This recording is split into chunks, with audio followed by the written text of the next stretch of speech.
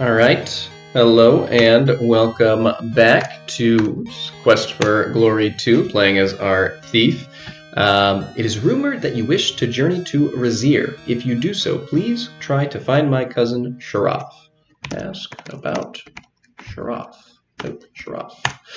His name means honor. He is very brave. It is said that he refused to leave Razir so that he could work to bring freedom to his homeland again. Alright, well, we'll have to keep our eyes out for Sharaf and Razir. I actually didn't do much off-screen training at all because there's a couple of relatively minor lines of dialogue, including that one that wanted to include. Poet will thrill all who wish to hear, whatever, blah, blah, blah.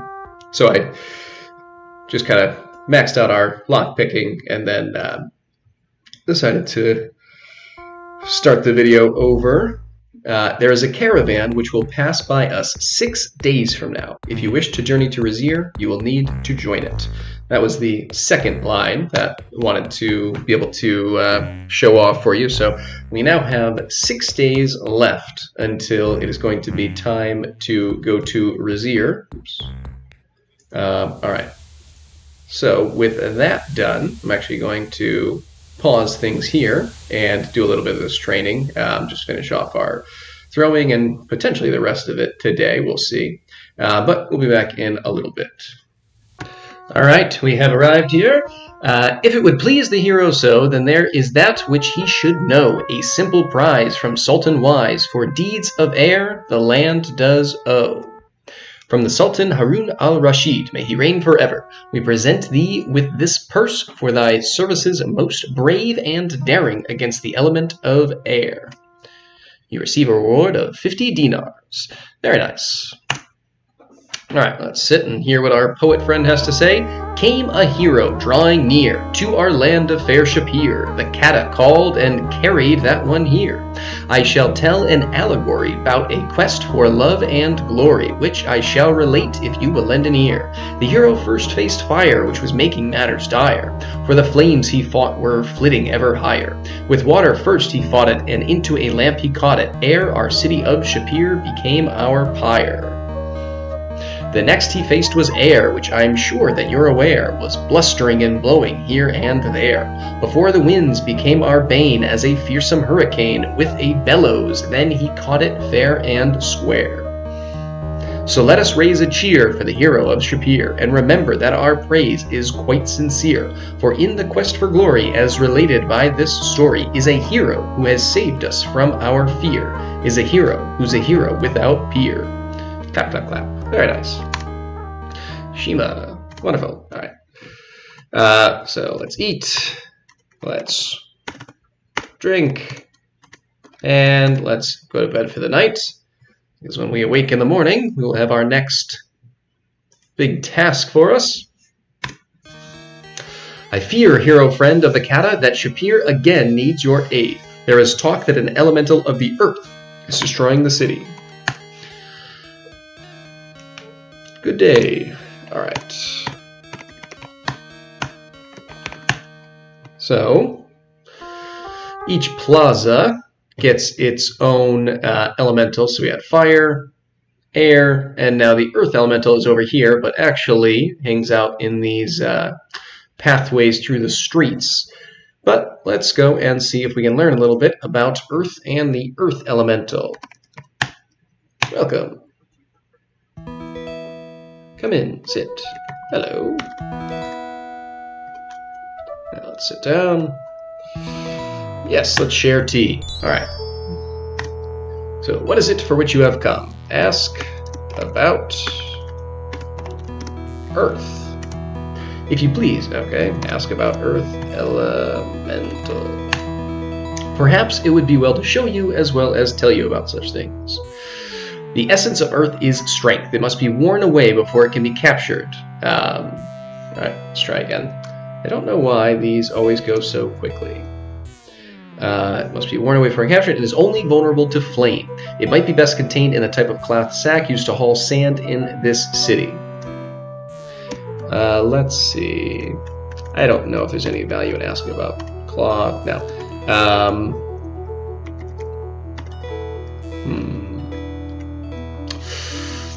Okay, I think that's all. So let's say goodbye.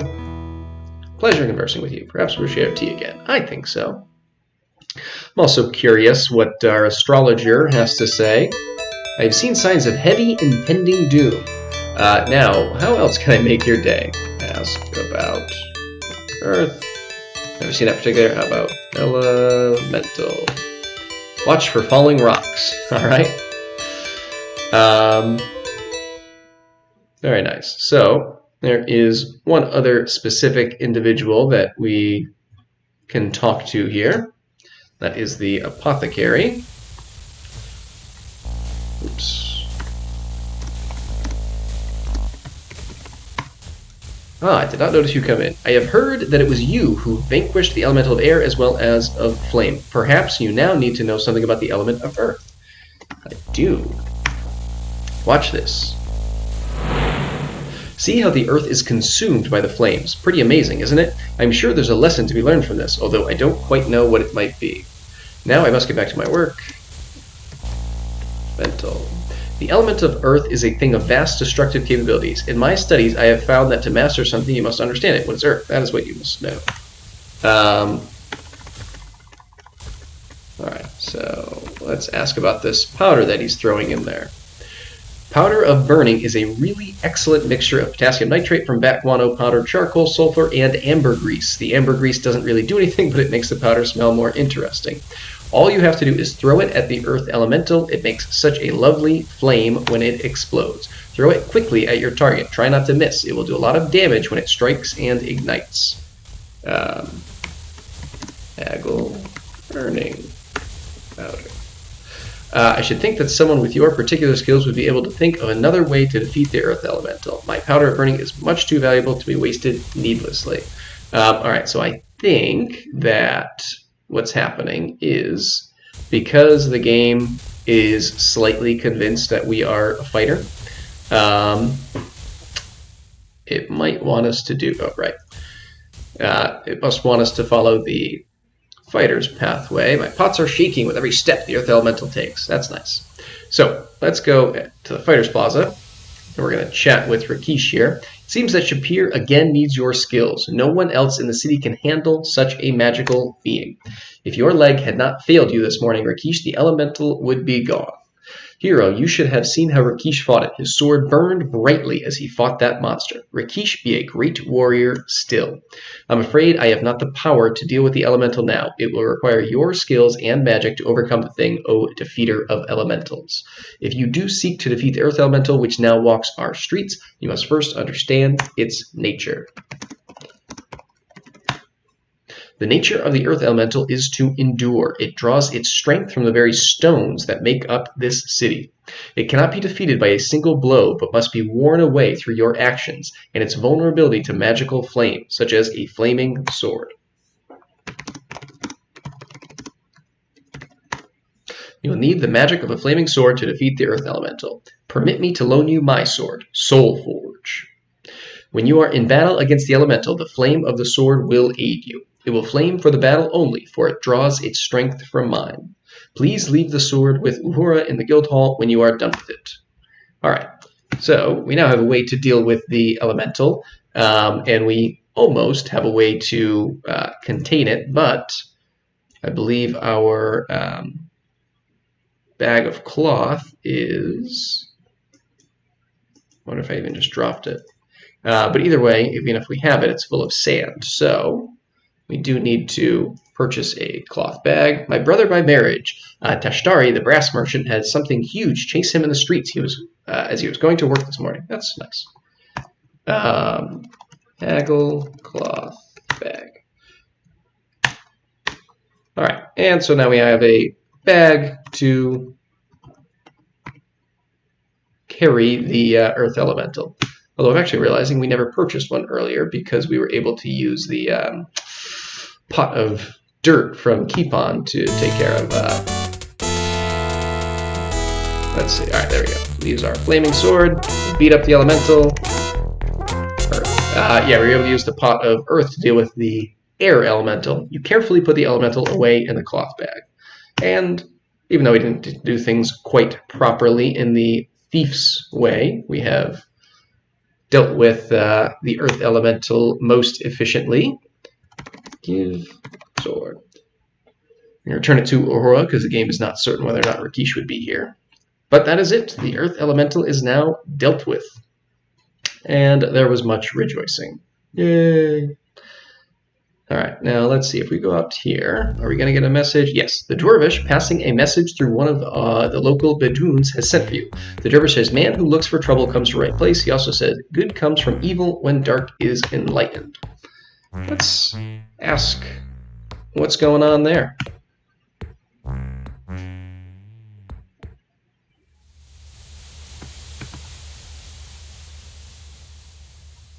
I suppose we did all that training before. We can take a second just to check out our character sheet and see that other than climbing, essentially everything is maxed out that we're going to be training. Our honor is less so. A man who talked without thinking had foot and mouth disease. All right. Let's see what the Dwarvish has to say. To the west of Shapir and north of here stands a puzzle. 5 W's. All right. Ask about W's? Can we ask about that? When he who seeks what is where finds out why. Ask about when. If not soon, then never. When he who. Ask about who. If you want the right answer, ask the right person, that's fine. When he who seeks. I forgot what it was. Ask about W's. Seeks what, where, then why. Okay. Ask about what. That is the heart of the puzzle. Harik may help you free the frozen heart from the body of the beast. Okay. Ask about where. Ask about where. The where is 5 screen lengths to the west of Shapir and 2 screen lengths north of here. And ask about why. When you discover the why, you will know more about the puzzle around the puzzle. Ask about beast. So something about a beast. It is said that man is like a caged beast, and a beast is like a rumor. It is best to dispel it early. Harik knows the way, and I know the where. Well, he just told us the where, so let's go 2 screen lengths to the north, and then, oops, that's too many.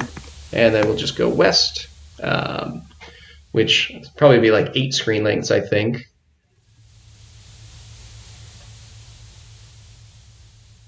There we go. All right. There's our beast. We're finally not too early. Suppose I didn't really need to dismount. We're not going to do anything yet. A closer look at the monster shows that it is fierce indeed, although obviously weakened by lack of food and water. It will not survive much longer. Its eyes catch yours, and you can't seem to look away. Huge eyes, burning eyes that see your very soul. You seem to hear in your mind the words, come closer, much closer, come closer and release me, free me, come closer and trust me. Look into my eyes and trust me. Let's not trust it. That's a bad idea. We're going to give it some water, just to be nice, even though we don't really need to do that just yet. The beast greedily laps up water while watching you with a hungry expression.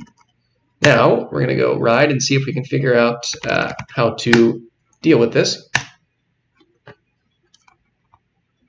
we said to ask Harik. Well, let's do that. The thing of earth was most fearsome, the very city trembled from it. We are most fortunate that Shima and Shamin brought you here. It's true, you are. We are wonderful. Tell about beast. Give Harik a brief description. That sounds most interesting. It is probably not a natural creature, but around here, who can tell? You could try a dispel potion on it, though. Out. Dispel potion. Yeah, okay. A potion to break enchantments. I know of one in which the victim drinks the potion and the spell ends. It is a pity I do not have any of the potion made up. I have most of the ingredients, though. If you could find the ingredients I am missing, then I could make some dispel potions for you. To make a dispel potion, I will need the feather of a griffin, and let me think. That may be a problem. I need the fruit of compassion. Ask about feather. The griffin is half bird and half beast. It has the head and wings of an eagle and the body of a lion. Since it is neither wholly one nor another, it can be used as a catalyst for change. I don't know if he tells me anything, Griffin. Ask about the griffin. No, okay. And ask about the fruit. The fruit of compassion is extremely rare. It can only be given, never taken or bought. I have heard rumors of but one plant in the entire land where you might find this. All right, let's ask about plant. There are tales told of me of a woman transformed into a plant through a genie's spell. She stands like a tree somewhere out in the desert, but it is said she bears no fruit. You should talk to the enchantress Aziza, for she would know more about this than I. Well, let's do that then. And I suppose, since we gave that guy some water, let's fill our water skin. All right, let's go see what Aziza has to say. Second visit this episode. Come in, sit down. Hello. Yes. All right. I don't think she tells us anything, but let's ask. Okay. How about Dispel Potion? The apothecary should be able to create such a potion to restore the true form to an enchanted creature. Okay. Now, let's ask about Fruit of Compassion. It is indeed a sad tale. Let me show you of that which we speak. I will tell you of a time long ago when women wore veils and were but wives and chattel to men. There was a woman, a beautiful woman, a loving woman, who wished with her very soul to become a healer and thus aid others. Her father tried to dissuade her, saying that this was no task for a woman of her gentleness and sensitivity. She would go about her duties quietly, but each evening she would tell him again that she wished to become a healer. At last her father gave in, and she was trained in the art of healing. Despite the jeers and condescension of the male students and teachers, she became a healer and removed her veil forever. When she soon discovered that life was not easy for a woman healer. Many men distrusted her skills and refused to call upon her. Some men called upon her only to try to take advantage of her beauty. One day, a man came to her and told the tale of his dying brother in the desert. She did not quite trust his manner of looking at her, but she could not refuse aid to one who might need it. She followed him out to the city and into the desert. She was led to an encampment of ragged tents. She soon learned to her sorrow that the tale of the brother was but a lie. These were brigands, and what they did with her, I shall not say. She tried to escape them the next day and ran to the mountains to hide. They were swift to follow. They had nearly recaptured her when she called aloud for help. A genie heard her cry and transformed her into a tree. You could be the one to give her back her soul and free her heart from wood. You will try this, hero, will you not? There are 3 things you must give her to save her soul: a gift of kindness, a gift of magic, and a gift of love. The gift of kindness is simple. It is only what you would give to someone who has been in the desert far too long. You must then tell her about yourself. Remind her what it is to be human. Your words are as important as the gift, for they give meaning to the act. The gift of magic is the gift of sacrifice. The gift must be something you gained through hardship and from aiding others. It must also be something from which a plant can gain strength. Tell her how you got the gift and why. You will be reminding her of why she became a healer. The last gift again is simple, a mere gesture of affection. Remind her that there are still people in the world who care about others. There is only one thing you need to say to her now to remind her who she is. Her name is Julanar, flower of the pomegranate. When you have done this, your part in her tale will be complete. Julanar will not be able to walk this land as a human woman until another frees her with the power of true love, but you can at least free her spirit by giving her these gifts. You will find her within a day's ride to the east at the base of the mountains. May you heal the healer, Shadow. Well, no time like the present. All right, let's head out. Let's ride. And we're going to go, oops.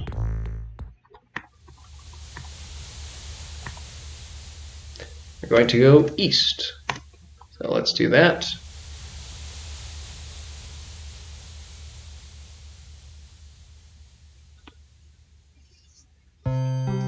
All right, let's dismount here.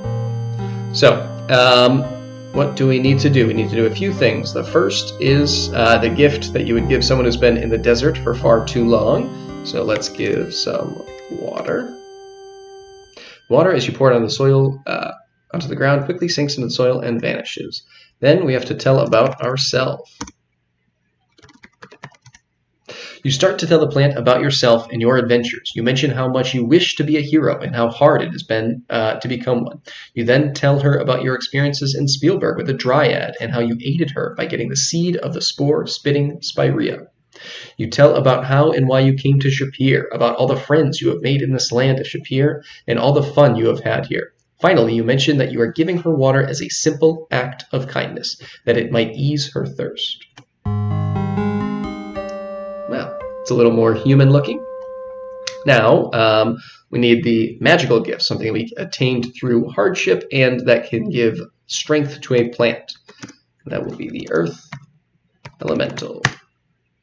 The elemental earth seems to sparkle a bit in the light as it settles down into the soil around the plant. Now, let's tell about the elemental.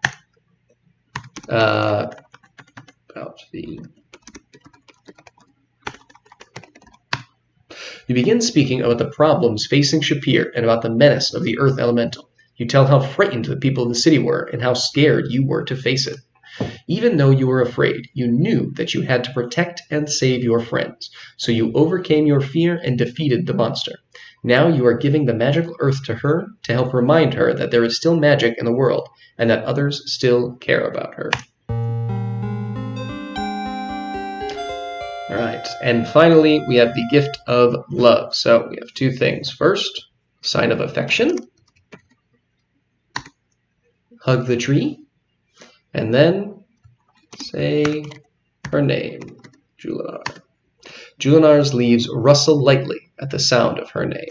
A purple fruit falls. The fruit of compassion drops into your hands. Julanar's gift to you for restoring her spirit. You carefully put the fruit away. All right, now let's just go home. I'm going to check quickly. Ask about Griffin. I know where it is, but I don't know if anyone ever tells you, or if you just have to find it by accident. I have seen a griffin flying out over the desert. It must have a nest somewhere near here. Griffins had a nest near the mountains. Okay, well, that's good enough. So, we've already gone one direction, so let's try the other. And not far is the griffin. Griffin looks like a cross between a lion and an eagle. Seems to be sleeping. Look at its nest. From this angle, the nest seems to be made up mostly of rocks. How about a feather? Don't see one just yet. Okay. Well, what if we use our rope? Oh, it's too close. Climb up to here and the nest again. You can see the nest is made up mostly of rocks, hair, pin feathers, and the down from the griffin's breast. Let's take a feather. Find a large feather in the nest and put it away. Wonderful. All right. Let's go see our apothecary friend.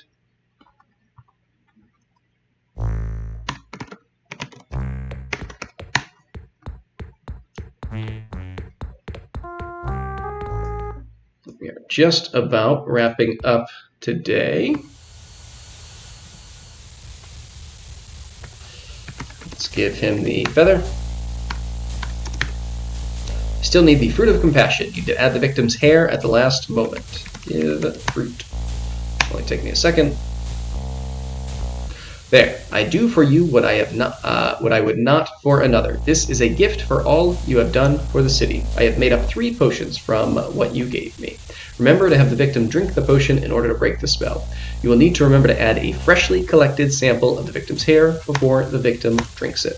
Now, please excuse me. I really must get back to my work. Very well. All right. So, I'm going to go 1, 2, 3, 4, and 5 screens over, and up a couple to the north. There's our friend again. We're going to distract it by, give water. Then we're going to take a hair. You get some hair for the beast and mix it into the dispel potion. Give dispel potion.